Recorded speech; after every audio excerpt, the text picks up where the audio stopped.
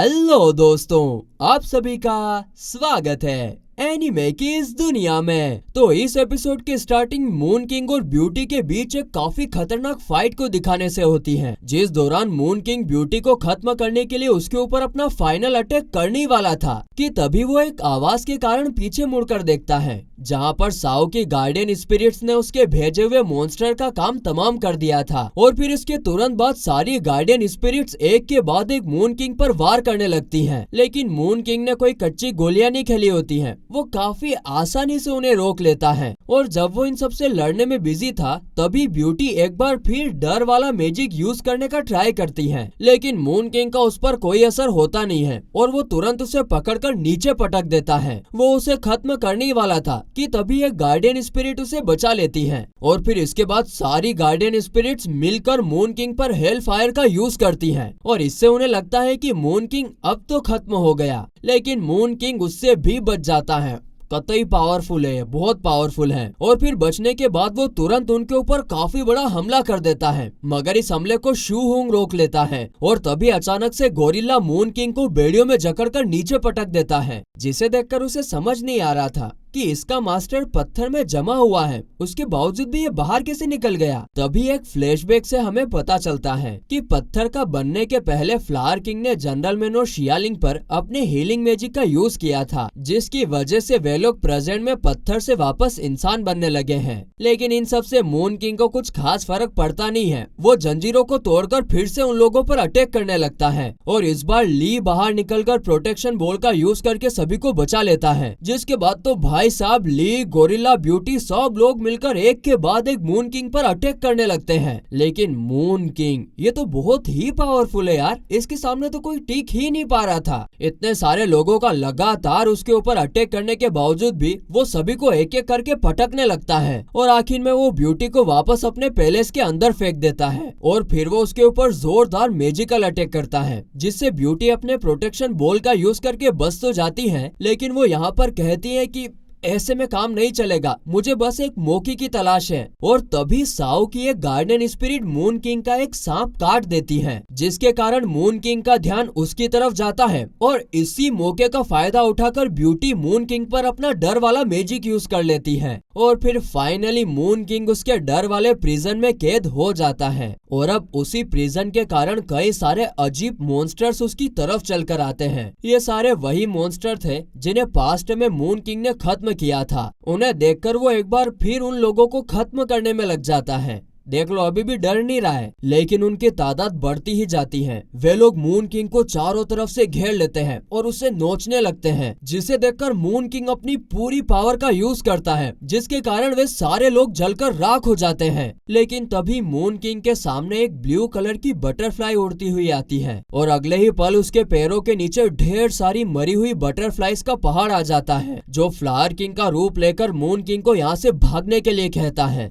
अब इतनी सारी चीजें देखकर मून किंग डर के मारे अपने घुटनों के बल बैठ जाता है और कहता है कि ये सिर्फ और सिर्फ एक फैंटेसी है, ये रियल नहीं हो सकता है। मगर तभी उसके पीछे से बड़ा सा मुंह आता है और वो मून किंग के सामने वही बातें दोहराता है कि ये एक खाली फैंटेसी है, ये एक खाली फैंटेसी है। और फिर आसपास कई सारे मुंह आने लगते हैं जो मून किंग की बात को दोहरा रहे थे, ये सब बस एक फैंटेसी है, ये सब बस एक फैंटेसी है। अब इन सब के कारण मून किंग काफी ज्यादा गुस्सा हो जाता है और अपनी पावर से उन सबको मिटाने लगता है। वो शैतान की हंसी हंसते हुए कहता है कि मैं भगवान हूँ और जब तक मैं मून पैलेस के अंदर हूँ मुझे कोई नहीं मिटा सकता। और तभी उसके पीछे एक परछाई आती है जो कि एक गार्डियन स्पिरिट की तरह लग रही थी। वो अगले ही पल मून किंग की आंखों पर अपनी तलवार से स्लेश कर देती है, जिसके कारण मून किंग की सारी पावर्स उसकी बॉडी में से बाहर निकल जाती हैं। और यहाँ पर हम साओ को एक गार्डियन स्पिरिट के रूप में देखते हैं, जिसे देखकर बाकी की गार्डियन स्पिरिट्स कहती है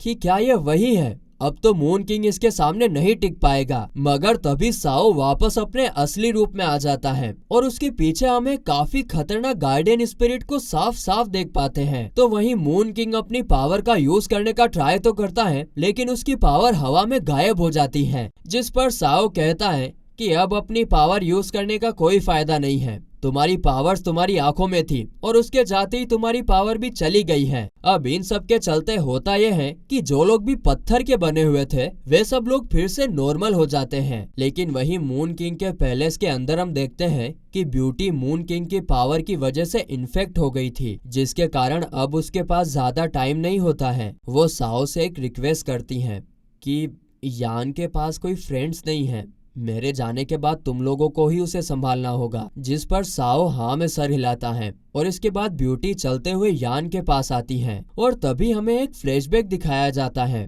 कि कैसे दोनों भाई बहन बचपन से ही एक साथ बड़े हुए हैं। यहाँ पर हमें यह भी पता चलता है कि यान के पैदा होते ही उसकी मॉम इस दुनिया को छोड़कर चली गई थी और इसी वजह से उसके डैड यान को ही अपनी वाइफ का किलर मानते हैं। और थोड़ा सा बड़ा होने के बाद तो बाकी के बच्चे भी यान को बुली किया करते थे कि कैसे उसने अपनी मॉम को मार डाला। अब बचपन में ही इतना हेट्रेड मिलने के कारण यान की गार्डियन स्पिरिट, जिसे लोग मॉन्स्टर कहकर पुकारते हैं, वो जाग गई थी और उसने पूरी स्ट्रीट को ही तबाह कर दिया था। और अब इसके कारण सारे गांव वाले, यहाँ तक कि उसके डैड भी उसे मारने की बात करते हैं। क्यों भाई, तुमने ही हेट्रेड फैलाया, तुम्हारी वजह से हुआ है, छोटा सा बच्चा क्या कर सकता अब इसमें। लेकिन बेचारा यान उनको कोई जवाब नहीं देता है और अपनी गार्डियन स्पिरिट को वापस कंज्यूम करता है। और ऐसे सारे माहौल में सिर्फ ब्यूटी ही एक ऐसी थी जो यान को हेट नहीं करती थी। वो गांव वालों से रिक्वेस्ट भी करती है कि प्लीज आप लोग यान को मत मारिए, यान अपनी पावर पर कंट्रोल करना सीख लेगा और हाँ, अगर कुछ गड़बड़ी होती है तो मैं उसकी रिस्पॉन्सिबिलिटीज लेने के लिए तैयार हूँ। और ये सुनकर उनके डैड यान को कैद करने का ऑर्डर देते हैं,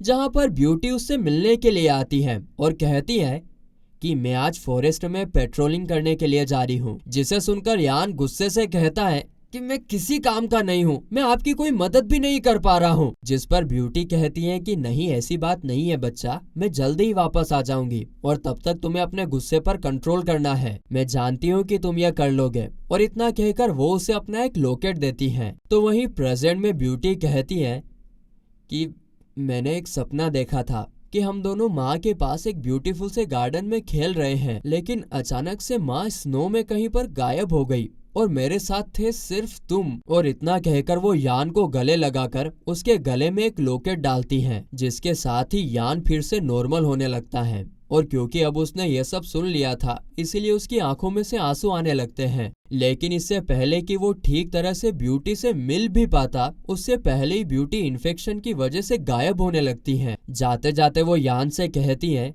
कि फ्यूचर में मुझे ढूंढने की कोशिश मत करना। और इतना कहते ही वो हमेशा हमेशा के लिए गायब हो जाती हैं, जिसे देखकर तो यान बेचारा फूट फूट कर रोने लगता है। और इसके साथ ही वो दोनों लॉकेट्स ने भी अब हिलना बंद कर दिया था, जो कि पहले हिला करते थे। इसका मतलब है कि ब्यूटी अब हमेशा के लिए गायब हो चुकी है, अब वो वापस नहीं आएगी। और ये बात यान भी काफी अच्छे से जानता है और इसीलिए वो काफी जोर जोर से फूट फूट कर रोने लगता है। और तभी सब लोग देखते हैं कि आसमान से एक येलो कलर का क्रिस्टल नीचे आ रहा है, जिसे पकड़कर फ्लावर किंग कहता है कि यह 4 कीज में से एक है, जो कि हम चारों किंग्स के अंदर पाई जाती है। और इन चारों को एक साथ लाने पर ही ट्रेजर लैंड का दरवाजा ओपन होता है, जिसे ढूंढने के लिए तुम लोग यहाँ पर आए हो। यह सुनकर साओ कहता है कि तुम्हारा मतलब ट्रेजर लैंड पर जाने के लिए हमें। और तभी फ्लावर किंग उसको रोकते हुए कहता है कि मैं अभी भी इस जगह का गार्डियन स्पिरिट हूँ और अगर तुम्हें मेरी की चाहिए तो वो तुम्हें मेरी डेड बॉडी से ही मिलेगी। जिसे सुनकर साओ हंसते हुए उसकी तरफ बढ़ता है, मानो अब वो फ्लावर किंग को भी खत्म करने वाला हो। लेकिन नहीं,